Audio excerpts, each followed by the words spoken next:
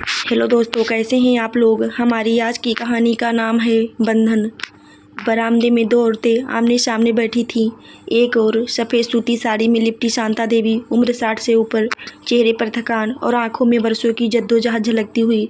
दूसरी ओर रेशमी साड़ी, नथुनी और चटक लाल लिपस्टिक लगाए मंजरी देवी, जो अपनी ठसक और अकड़ से ही कमरे की हवा को भारी बना रही थी। अचानक मंजरी ने ताना मारा, समधन जी, शर्म नहीं आती? बेटी के घर बीमारी का बहाना लेकर रहने चली आई।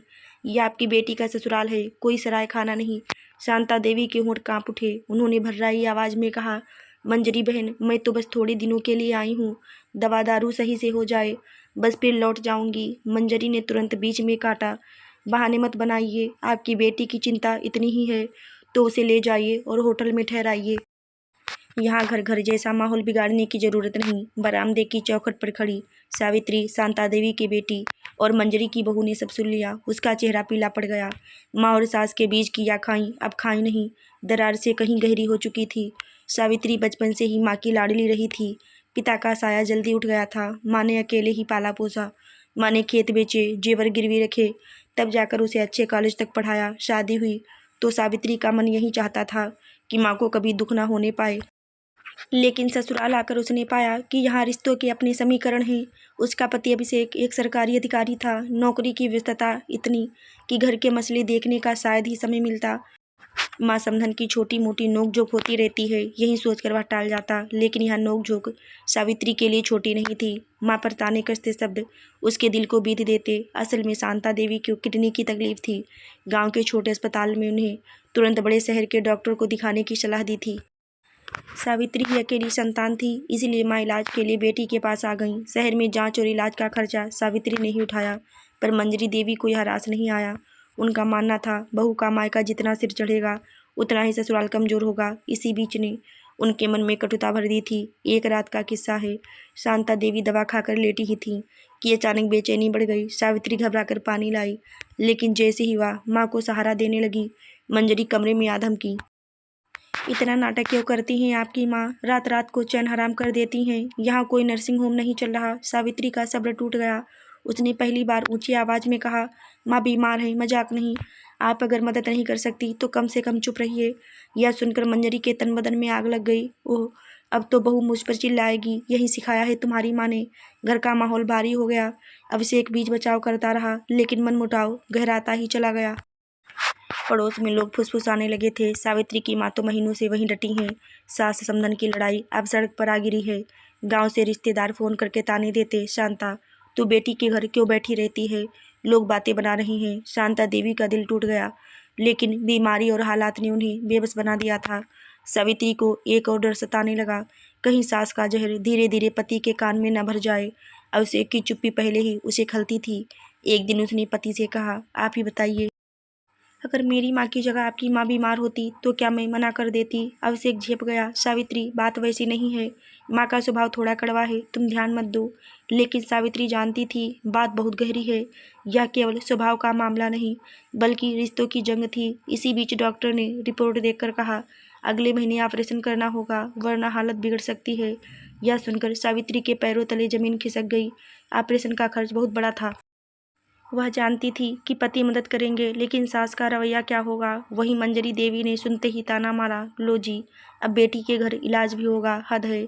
कल को कहते कहते या घर भी लिखवा लो अपनी माँ के नाम। शांता देवी ने सिर झुका लिया। उनकी आंखों से आंसू बह निकले, पर होठों पर शब्द न आए। बरसात का मौसम था, बाहर बादल गरज रहे थे और अंदर शांता देवी का दिल। ऑपरेशन की तारीख तय हो चुकी थी। अब सवाल पैसे और सहारे का था। अभिषेक ने बैंक से लोन लेने की प्रक्रिया शुरू कर दी थी। वह चुपचाप सब कर रहा था, क्योंकि जानता था कि माँ मंजरी देवी को पता चला तो घर में भूचाल आ जाएगा। लेकिन मंजरी को भनक लग ही गई। क्या सुना है मैंने अभिषेक? तू बैंक से लोन ले रहा है, और किस लिए? उस समधन की खातिर। अभिषेक ने गहरी सांस ली। माँ, वह मेरी सास ही सही, लेकिन इंसान भी हैं, और सबसे बड़ी बात, वह मेरी पत्नी की माँ है। अगर उनका इलाज ना हुआ तो।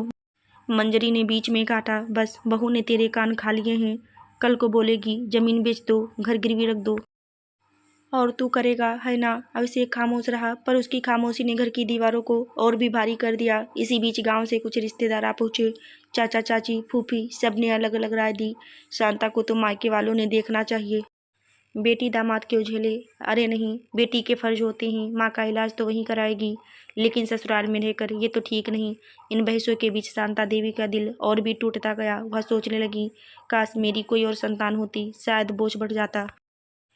अब तो सबका ताना सावित्री को ही सुनना पड़ता है। सावित्री ने ठान लिया था कि चाहे कुछ भी हो, माँ का इलाज कराएगी। उसने अपने गहने निकाल कर सोचा, इन्हें बेच दूं तो खर्च निकल सकता है। जब उसने यह बात अभिषेक को बताई, वह चौंक गया। नहीं सावित्री, ये तुम्हारे सपनों के गहने हैं, इन्हें मत बेचो। सावित्री मुस्कुराई, मेरे लिए सबसे बड़ा गहना मेरी माँ है, अगर इन्हें खो दिया तो ये गहने किस काम के? उसकी आंखों की चमक देखकर अभिषेक का दिल पिघल गया। उसने पहली बार महसूस किया कि पत्नी केवल जिम्मेदारी नहीं बल्कि हिम्मत भी है। लेकिन मंजरी देवी को यह सब मंजूर नहीं था। एक दिन उन्होंने पूरे मोहल्ले के सामने जोर से कहा, देखो भाई, यह घर अब सराय खाना बन गया है। अब देखो, बहू की माँ पड़ी रहती हैं, खाने पीने का खर्चा, इलाज का खर्चा, सब यहीं से। हमारी इज्जत मिट्टी में मिल गई। पड़ोसी ने कानाफूसी करने लगी। कुछ ने सहानुभूति जताई, पर कुछ ने मजाक उड़ाया। सावित्री ने सब सुना।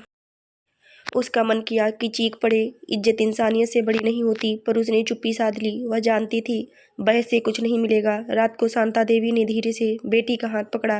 बिटिया, मैं सोच रही हूँ गांव लौट जाऊँ, इलाज की जरूरत नहीं। सावित्री चौंक गई। क्या कह रही हो माँ? आप बिना इलाज के कैसे रहोगी? शांता देवी की आंखें नम थीं।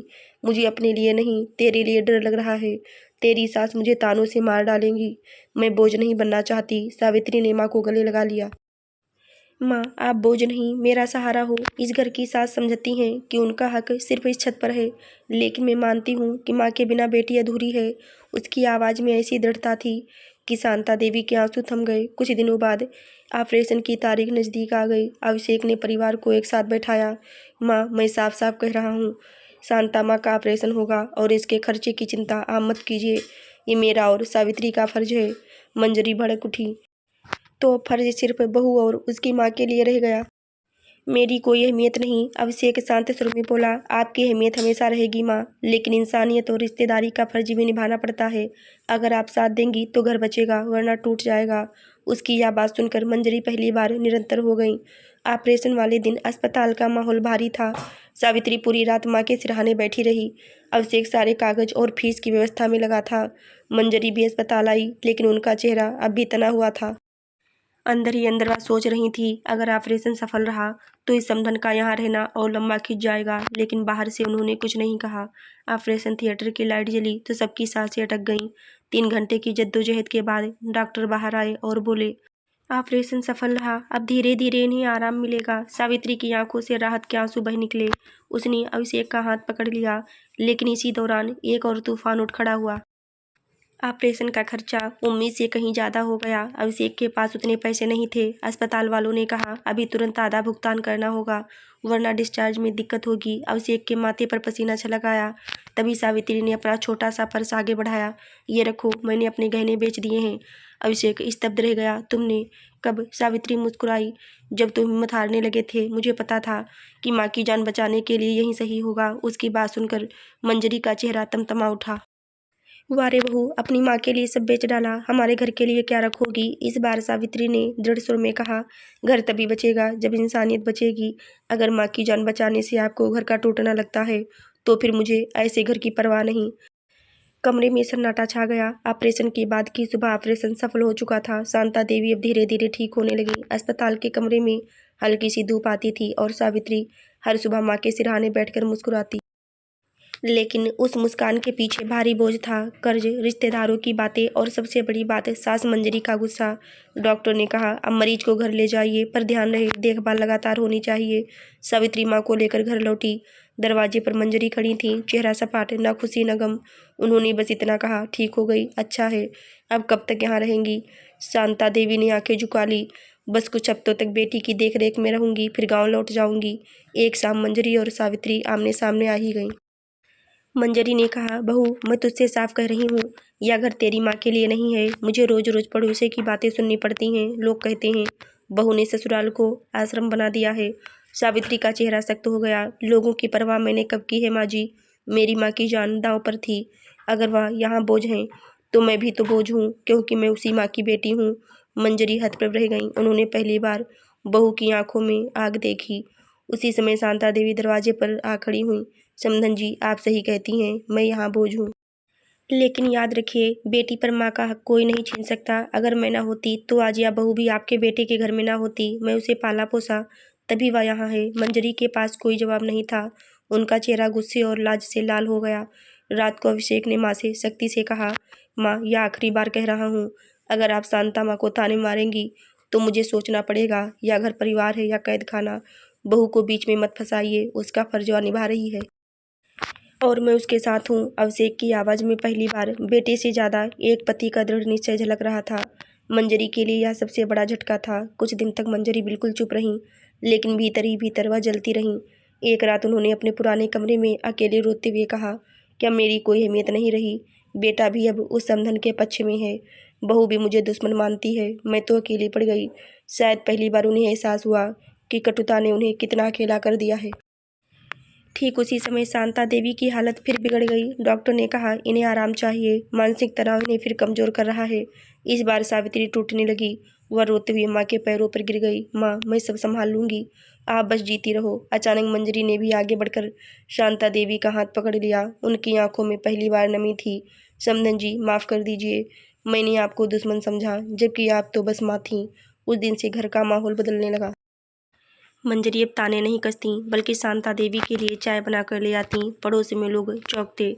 कल तक जो समधन समधन करती थीं, अब वहीं उनकी देखभाल कर रही हैं। सावित्री समझ गई कि यह बदलाव एक दिन में नहीं आया, यह समय और सच्चे रिश्तों की ताकत थी। आशा करती हूँ दोस्तों, आपको हमारी कहानी ज़रूर अच्छी लगी होगी। कहानी अच्छी लगी हो तो मेरे चैनल को लाइक शेयर सब्सक्राइब ज़रूर करें। फिर मिलते हैं दोस्तों अगली कहानी में। तब तक के लिए धन्यवाद।